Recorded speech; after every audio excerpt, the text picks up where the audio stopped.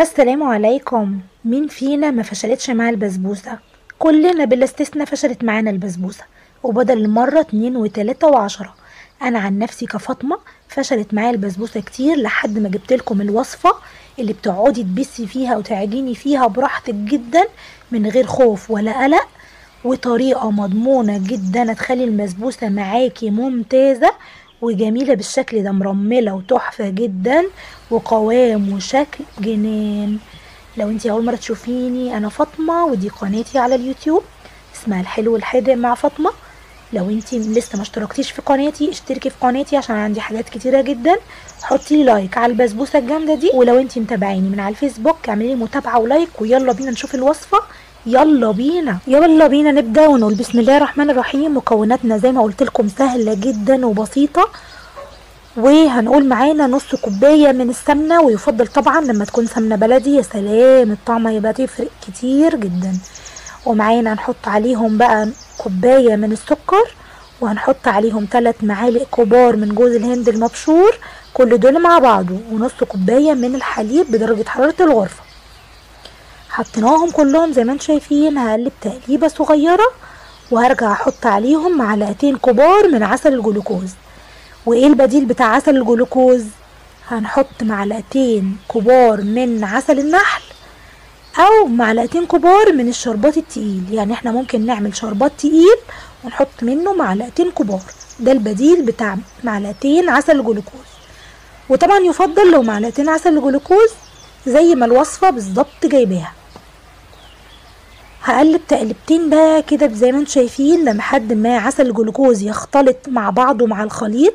ومعانا بقى اخر خطوة، معانا كوبايتين من دقيق السمولينا او دقيق السميد او دقيق البسبوسة. وهنحط ربع معلقة صغيرة جدا من البيكنج باودر، وممكن جدا الاستغناء عنها. شايفين الكمية بتاعتها قد ايه صغيرة جدا. وبعد ما حطينا المكونات كلها على بعض هبدأ بقى ابست في البسبوسة زي ما انتم شايفين بالشكل ده. لازم اغلف كل حباية دقيق سمولينا او دقيق بسبوسة، لازم اغلفه بالمكونات السائلة اللي انا عملتها. زي ما انتم شايفين هبدأ اعجن، والخطوة دي ما تخافيش خالص من العجن. يعني انا بصراحة اول مرة اعجن في البسبوسة كده واخد راحتي، لانها الوصفة زي ما انتم شايفين انا جبتها لكم بجد من حلواني، مضمون جدا. ويعني بعد تجارب كتير وفشل كتير جدا للبسبوسة، لا البسبوسة بتتبس. اول مرة اعرف ان البسبوسة بتتبس يا جماعة، او بتتعجن زي ما انتم شايفين كده. يعني بجد وصفة حلوة جدا. جبنا الصينية بقى ودهناها دهنة صغيرة من السمنة. وبعد ما دهنا الصينية ديت المقادير بتاعتنا بتكفي. ديت صينية مقاس 26، معاكي 26 و28 ولحد 30، مش اكتر من كده، لانهم كوبايتين بس من دقيق السمولينا.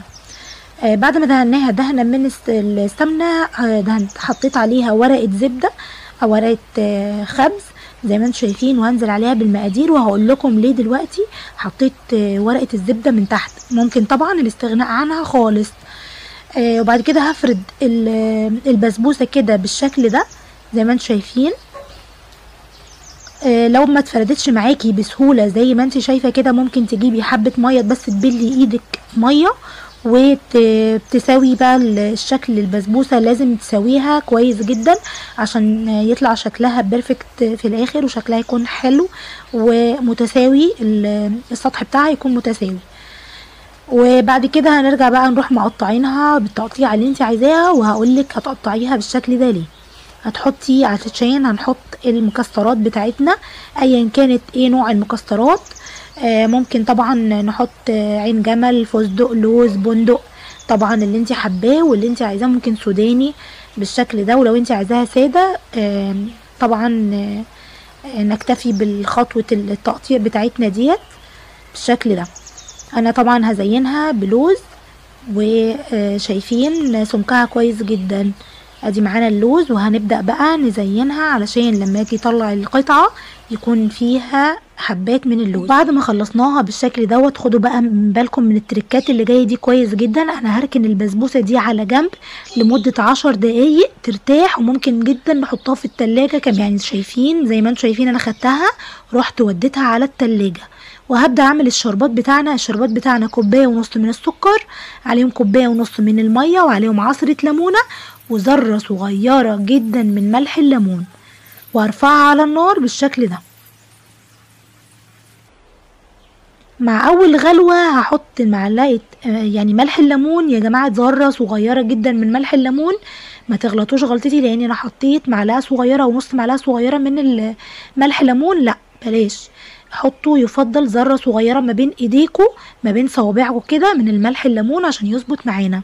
والشربات ده يقعد معانا مش اكتر من 10 دقايق بالظبط على النار. في الوقت ده هكون مشغله الفرن على درجه حراره 170، مشغله فوق وتحت لغايه بس ما الفرن بتاعنا ما يسخن.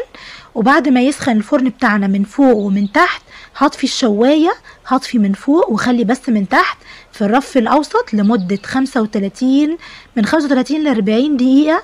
البسبوسه بتاعتنا هتطلع معانا بالشكل التحفه اللي انتوا شايفينه ده، تسويه من فوق ومن تحت، واخده اللون والشكل والقوام التحفه اللي انتوا شايفينه ده. الشربات بقى بتاعي يكون سخن بعد ال10 دقايق، والبسبوسه بتاعتي تكون سخنه، وهبدا اسقي بيها البسبوسه بالشكل ده. شايفين بتشرب معانا البسبوسه ازاي الشربات بتاعنا؟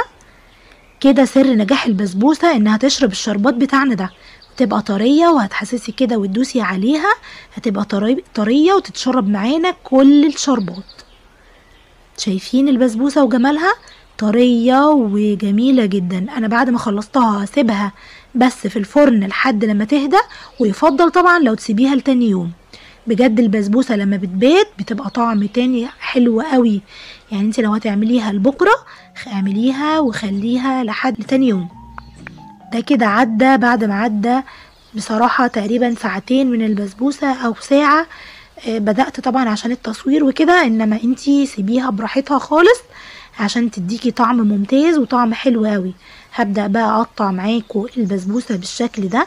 شايفين هتطلع معاكم القطعه سليمه. طبعا انتوا لو خليتوها لتاني يوم مش هتتفرفت معاكم خالص. شايفين مرمله وبجد تجنن، حلوه جدا. ايه رأيكم في الترميله؟ لو انتوا لسه متابعيني ما تنسونيش في اللايك والشير والسبسكرايب لقناتي. يلا نقول على شويه تريكات وشويه اسرار وسر نجاح البسبوسه هقولها لكم بالتفصيل. اولا ليه فاطمه حطيتي ورقه الزبده في الصينيه من تحت؟ علشان خاطر لو انتي عندك اوردر بسبوسه ديت اوردر، عشان تقدري تشيليها بمنتهى السهوله. هتقلبي الصينيه وهتحطيها في طبق التقديم بتاعك او طبق الفويل او الصينيه او ايا كان ايه اللي انتي هتقلبيها عليها.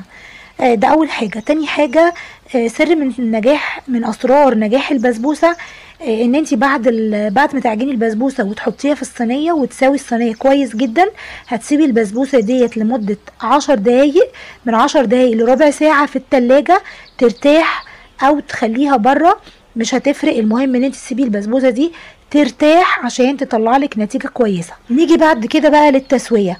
التسويه لازم تكون على درجه فرن متوسط، درجه حراره متوسطه. انا مش هقول لك درجه حراره كام، بس كل واحده عارفه درجه حراره فرنها ان هي تكون متوسطه، لا عالي قوي ولا واطي قوي. واول ما هنشغل الشوايه من فوق وهنشغل من تحت بس لحد ما الفرن بتاعنا يسخن. وبعد ما يسخن قبل ما ندخل البسبوسه هنطفي الشوايه وهنخليه بس على درجه حراره الفرن من تحت.